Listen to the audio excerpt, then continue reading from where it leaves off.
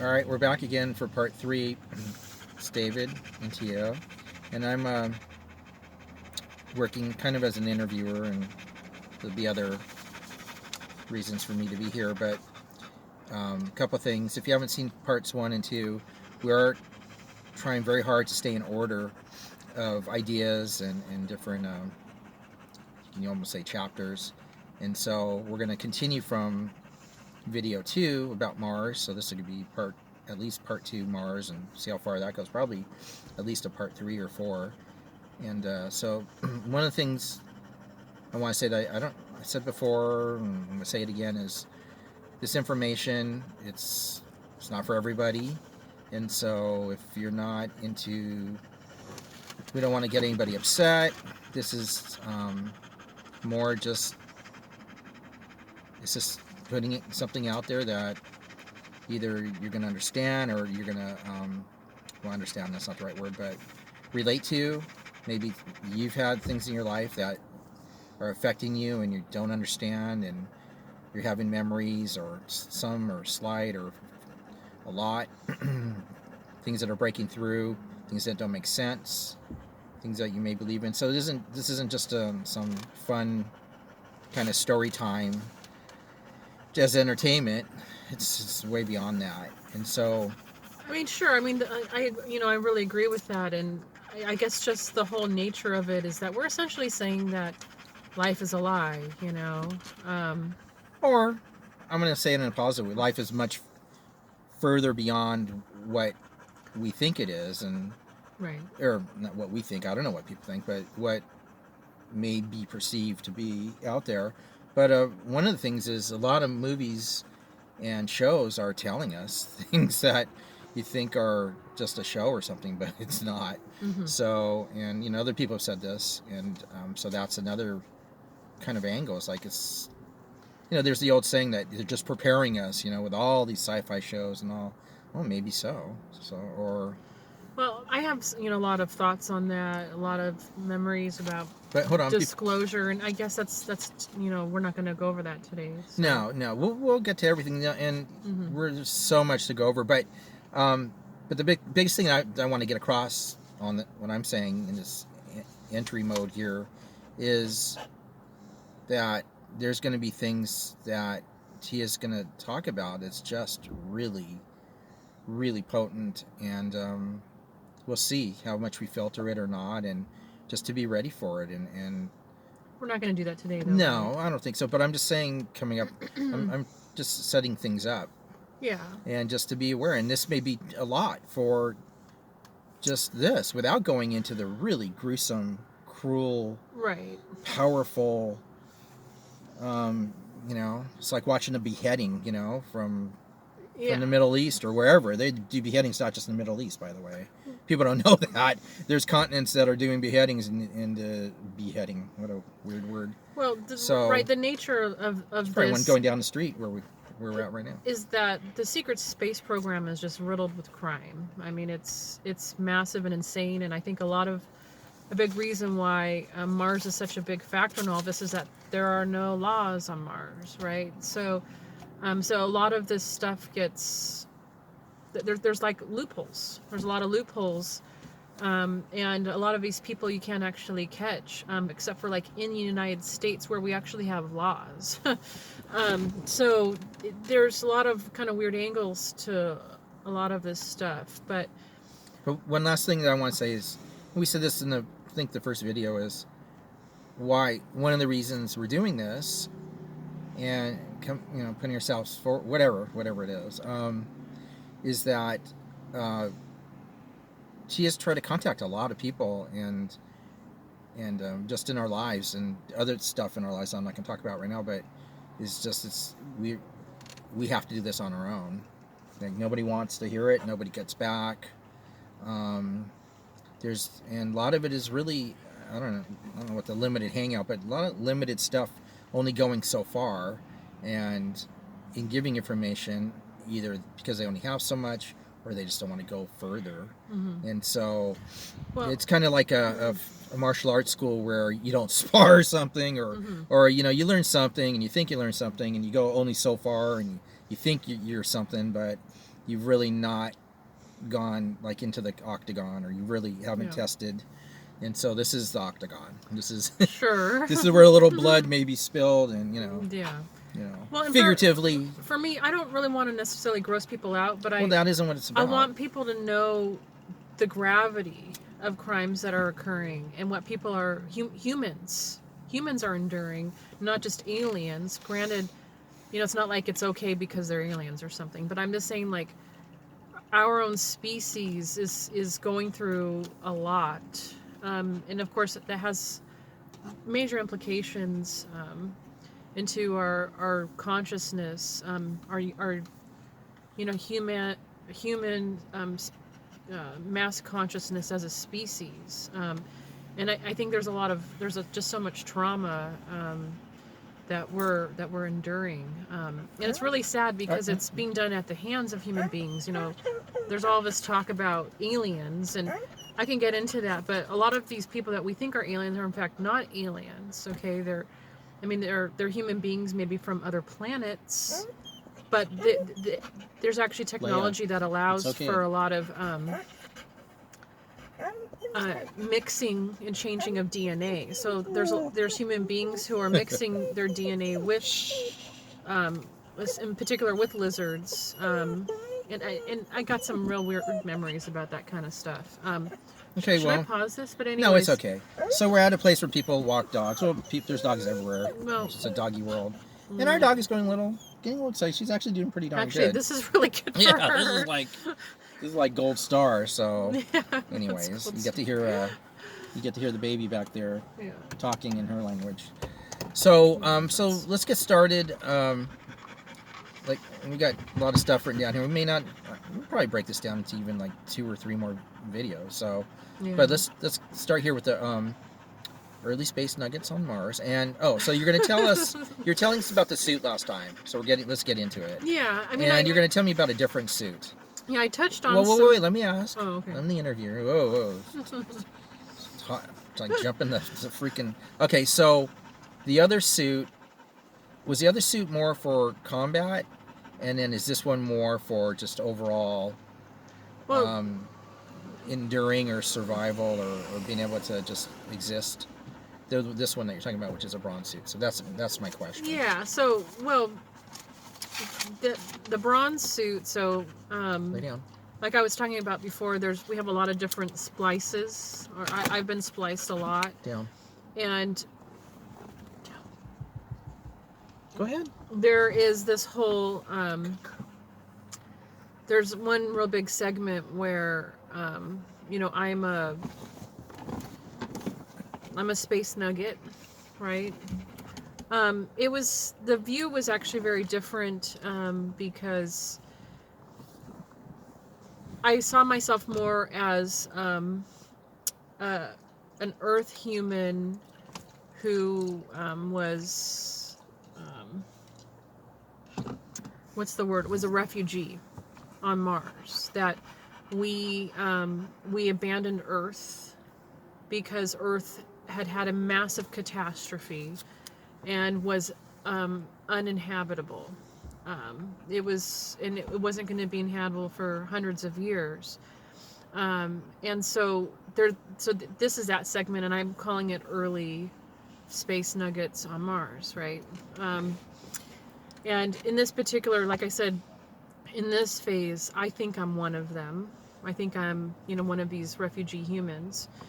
And I did, and this is where Dave was talking about, the suit I wore in that world was like a bronze suit. It was like this bronze golden suit, and it functioned a lot like my suit in the American MIC program that I described in the last video.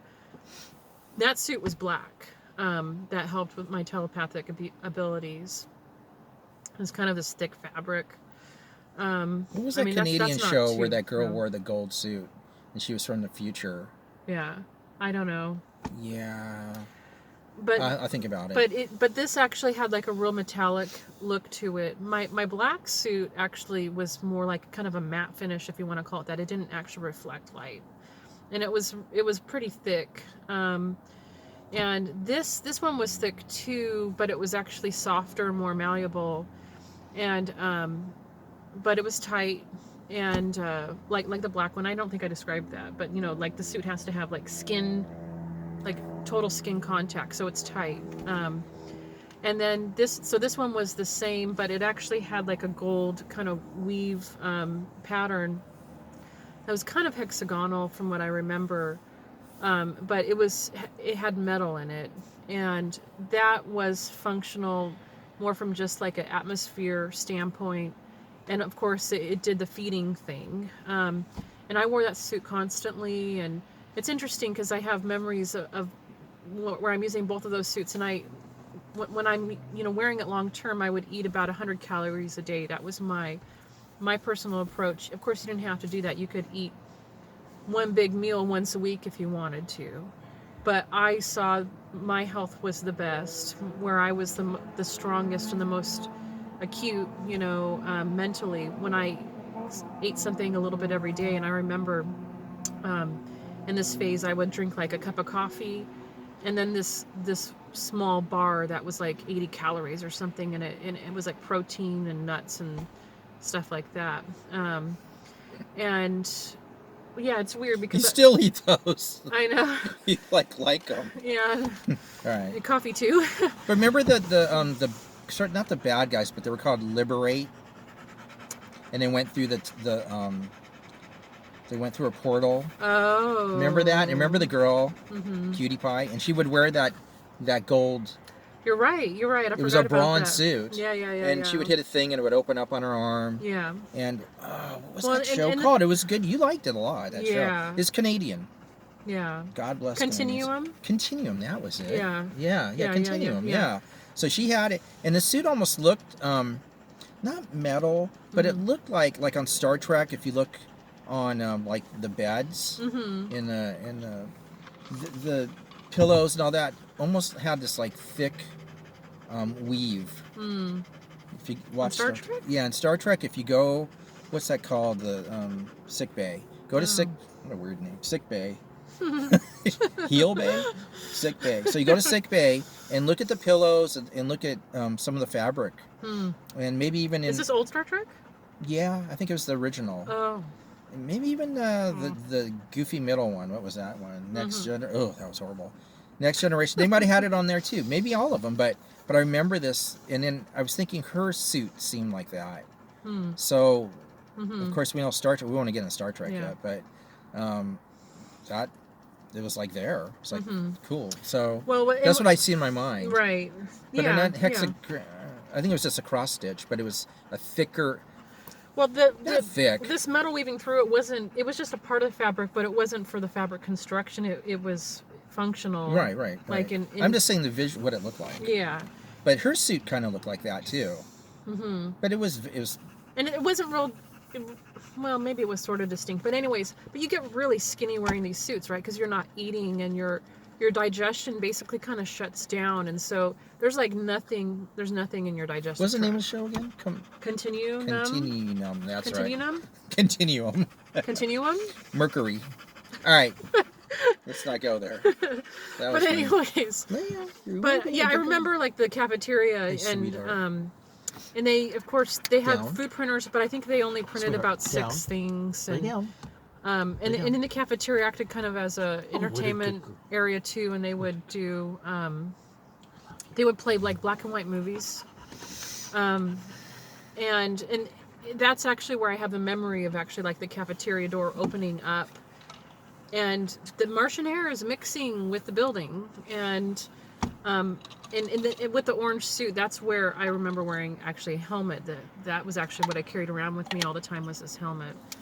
And I do remember too, I had gloves that could connect to the suit or not. And I remember my room, so a lot of these memories are like real personal, but I had a room and my own bathroom. And I remember I loved that life, which is kind of crazy, but there's parts of it that I really hated. But I remember I fell in love with this guy who they don't want you falling in love, which is really strange, but I did. I fell in love with somebody, and my priorities changed. I went from being, you know, a soldier where I wanted to settle down and have a family and have kids, and they didn't like that. So they ended up transferring him, and then he ends up dying. And they didn't tell me that. I actually ended up finding, because I had a friend who was in like the techie. I see what's weird is I don't remember what exactly that was, but he was a techie guy and he had access to that information, but he wasn't supposed to access it. But I asked him to do it, and I found out that he ended up dying after he was transferred. But that's another weird thing. Like they would have us do like mental psychological debriefings anywhere from once a week to like once a month. And I remember that if you were on their good list, on Santa's good list, they would drill you for about an hour once a month. But if you were bad, you know, they weren't liking what you were doing, and there was a time period, actually around that time period, where I was breaking away from how they had programmed me. They would put me through a really intense debriefing, or mental probe is really kind of how it was, but it was all interview, right? It wasn't like... So, for context, when...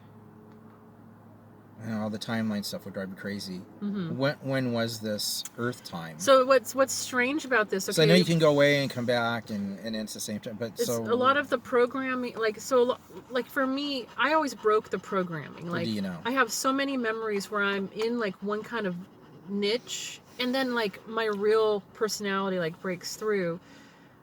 And so, and programming is really just learning, right? So because it can erase your memory, it's like, would you really call it an alter? You know, it's really just you, but with a different set of circumstances and not acting from a different knowledge base, right? So anyways, in this mode, I remember like this weird little cafeteria area that actually went outside, but there was a force field bubble thing. So it wasn't like it was better to wear your helmet, but you didn't have to kind of situation. So I'm in my orange suit, or bronze or whatever, and I'm drinking a cup of coffee, and I'm on this patio, and I'm looking out, and I'm wondering about Earth, okay, and I'm like thinking to myself, gosh, you know, I'm so grateful. This is like where my mind is going, right? I'm so grateful that I survived the catastrophe. But as I'm thinking about this, I'm thinking, what happened, you know, because I actually don't remember what happened on Earth.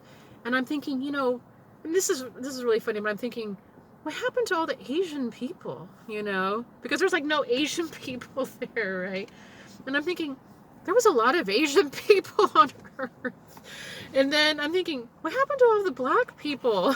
You know? And, you know, because there was a lot of black people on Earth, but there's no black people here. What happened to them? And so my mind is going like this, right? And I think this was over a period of time. And consider the source. And then I'm wondering, like, well, when was the catastrophe? I'm asking myself this kind of stuff. And when did the catastrophe happen? And how long has it been since the catastrophe happened? So I'm asking questions like this. They didn't like it when you did that. And I think this is about around the time when I was getting in trouble, and they were drilling me for a couple hours every week.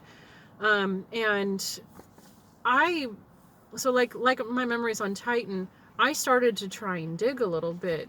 And that's actually where I was able to pinpoint that this was around 1910. Because I did find out... You didn't answer my question. Yeah, I did. So I thought you were going there. I did find out that at that moment, it was 1910 on Earth. And, or thereabouts.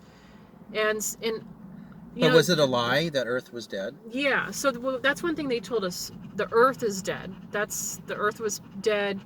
And we had in our hearts like this desire to go back to Earth, and we were all just working our butts off so that in a couple hundred years we'll return. That was kind of like the idea there. And but now they're telling us Mars is dead. Yeah, well, they play these mental games with everybody, right? So Earth thinks that we can't get to Mars. Mars thinks the Earth is dead. Blah blah blah blah blah.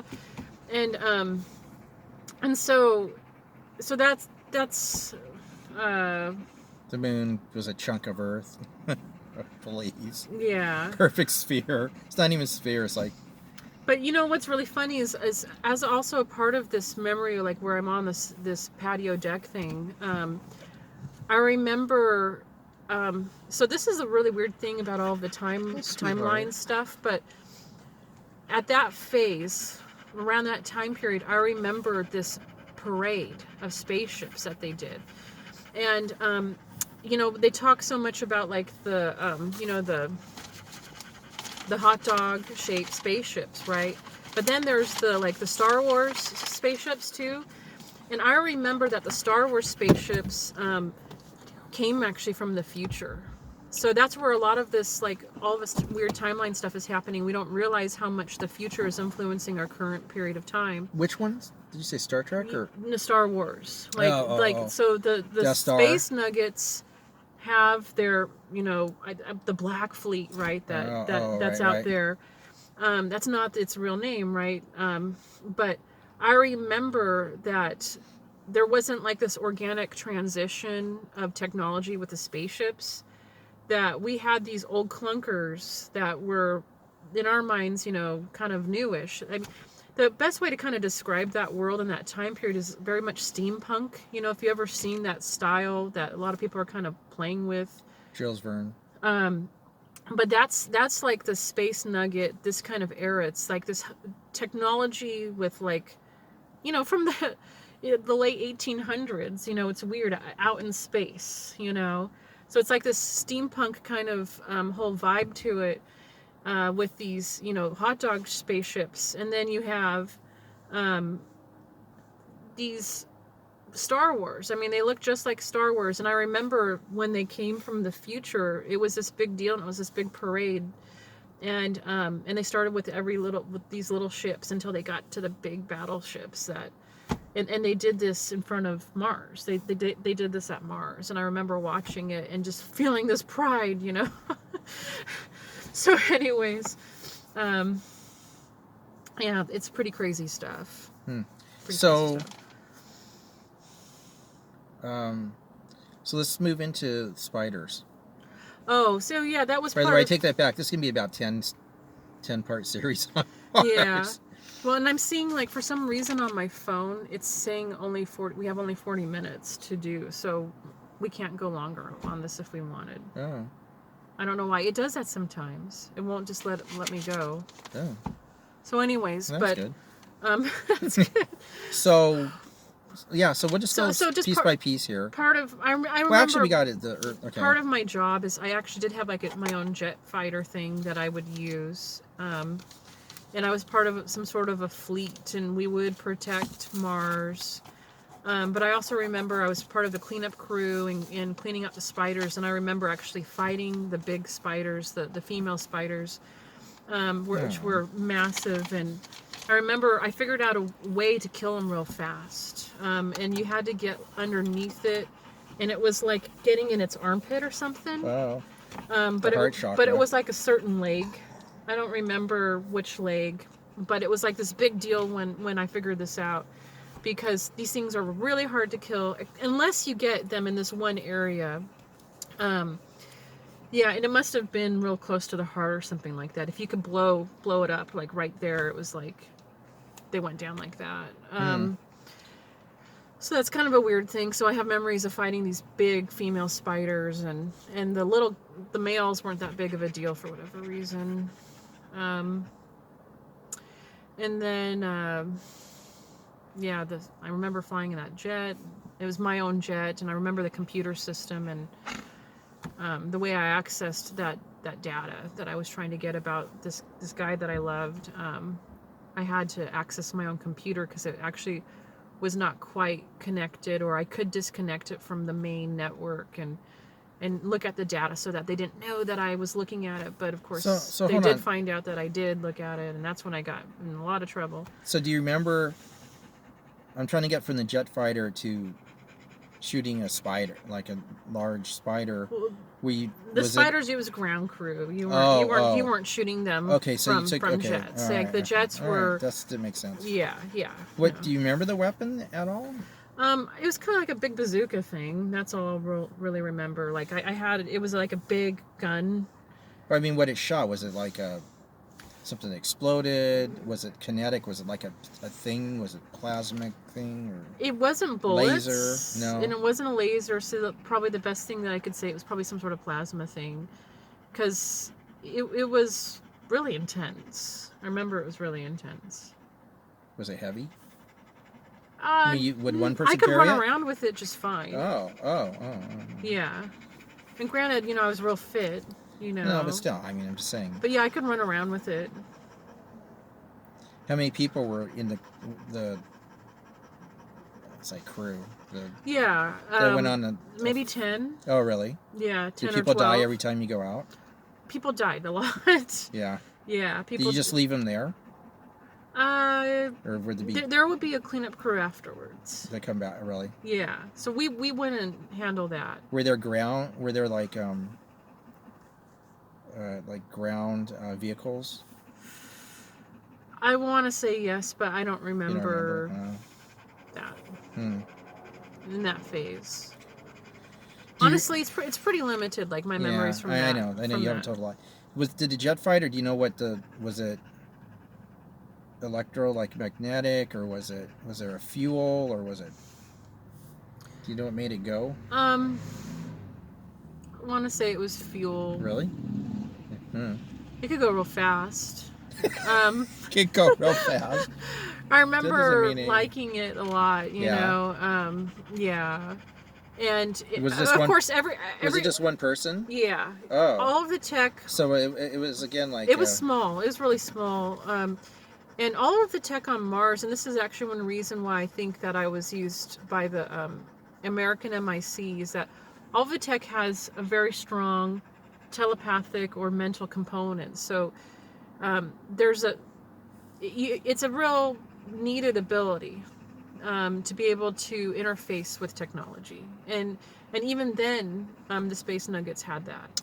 So I had to be able to connect with the spaceship. What was the show? Not Babylon 5. What was the other one where they did the new with Apollo, and they did a new version of it? Oh. They had the fighters, like single people fighters. Oh. Yeah, you remember. Mhm. The girl played the blonde. I remember like the What was color that of show? it. It was like red, white, and black. Well, those were red and white and black. Oh, what? Yeah.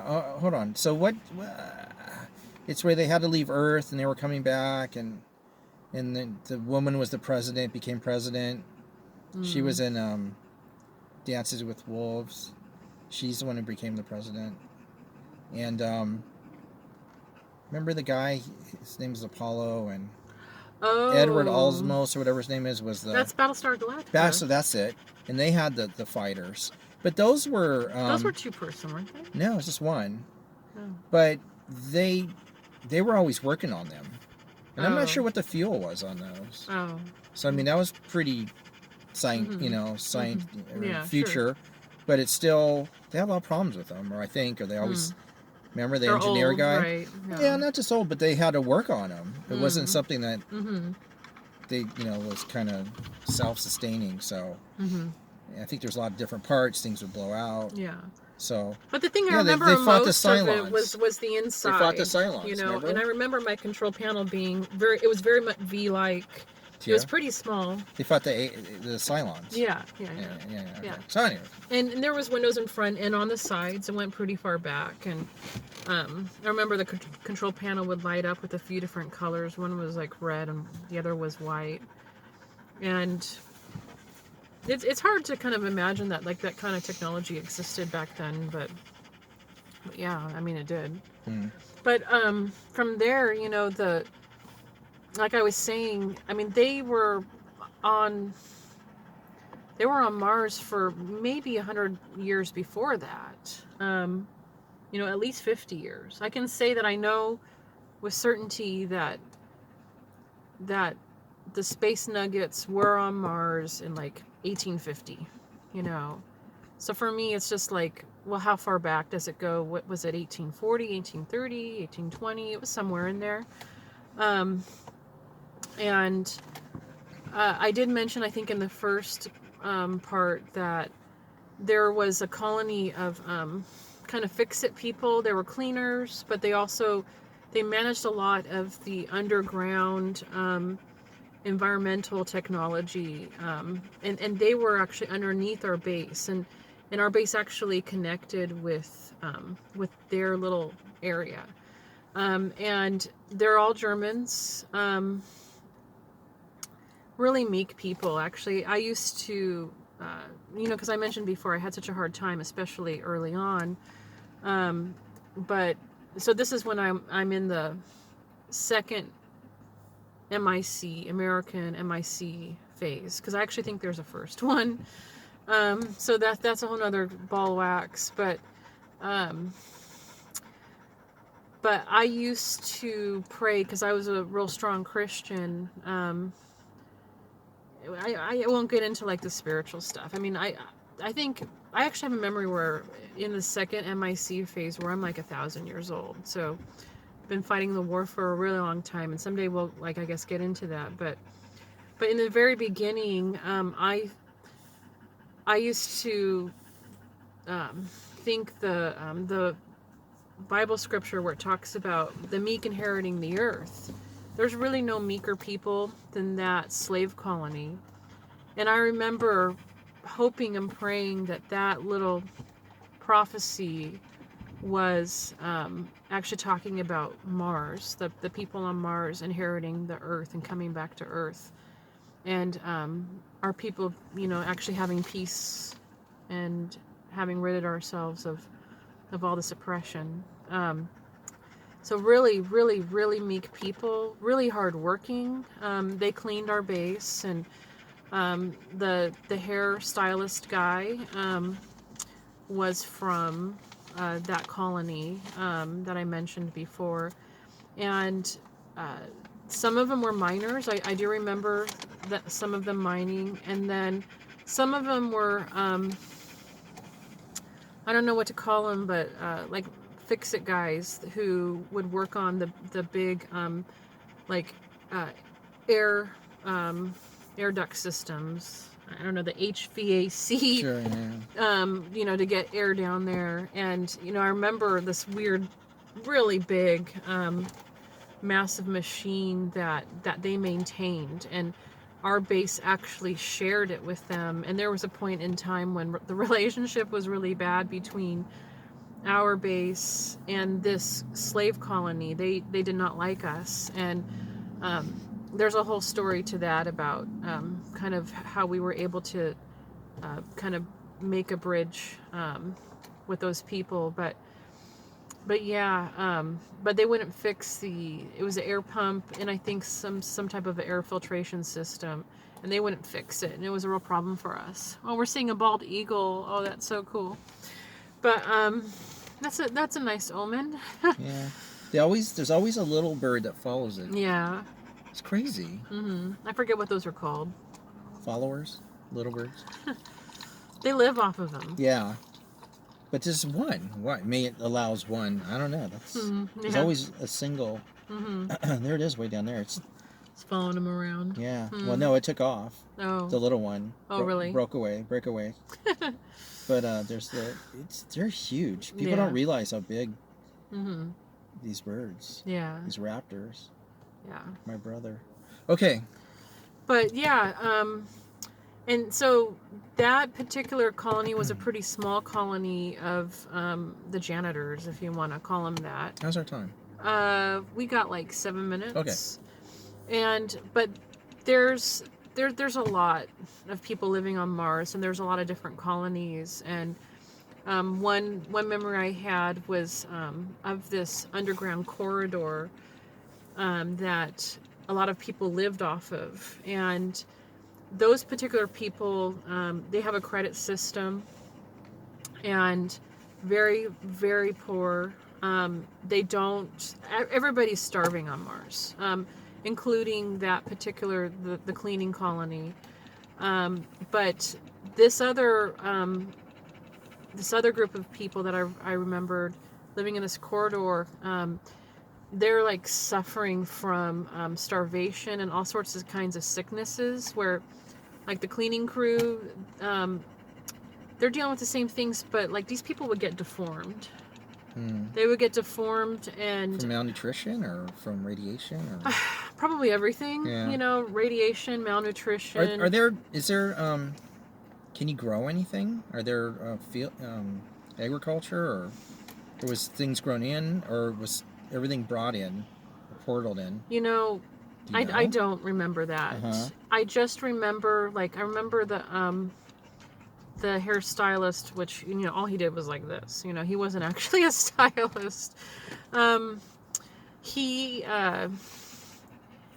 told me that in the time that they came to Mars, from that time to, you know, the point that we were at, that their population had almost doubled, but they had only 70% of the food that they did at that time. So like everybody's really weak and malnourished. Mm-hmm.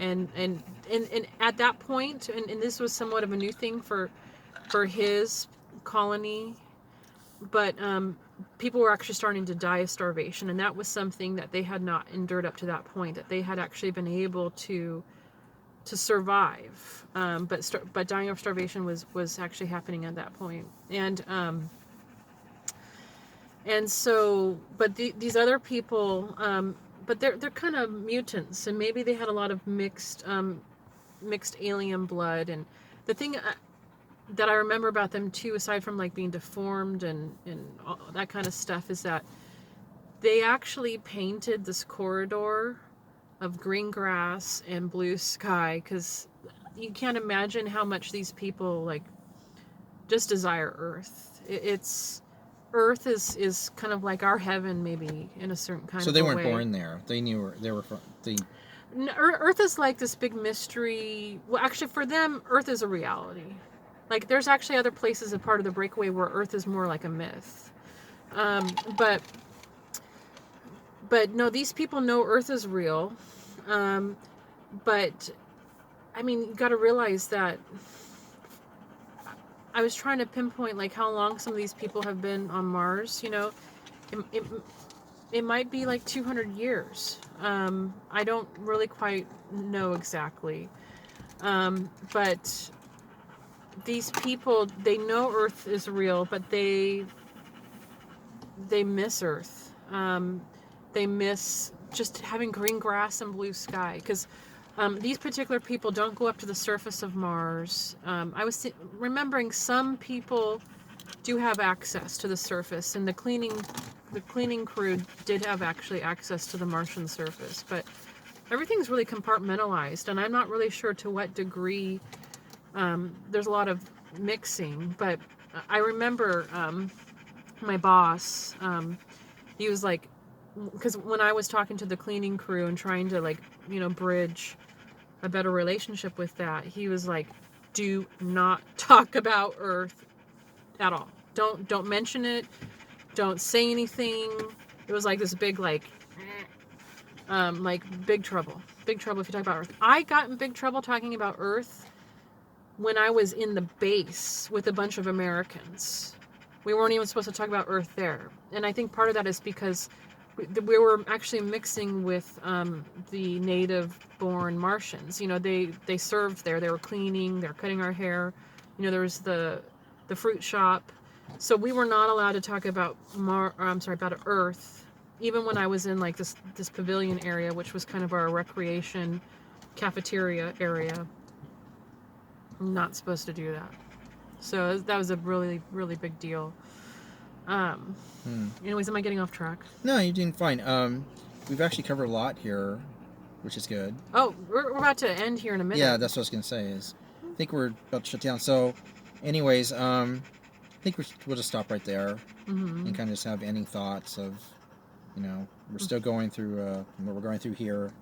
So everybody be safe, and we're gonna come back with just more and more. Have a lot more here on Mars and see how these things, you know, this information pans out. And Teah's just, you know, we don't really think about or talk about it till we sit down and just kind of do it here. So and easy let it production value is what we're aiming for here. Well, and it's happening really well. And Got like 30 seconds. Listen. Yeah. Anyway, so Thank you so much for Yeah, watching, go ahead, Teah. and we appreciate any positive comments. And if you have any questions, let us know, and we'll see you next time. Until then, have a great day.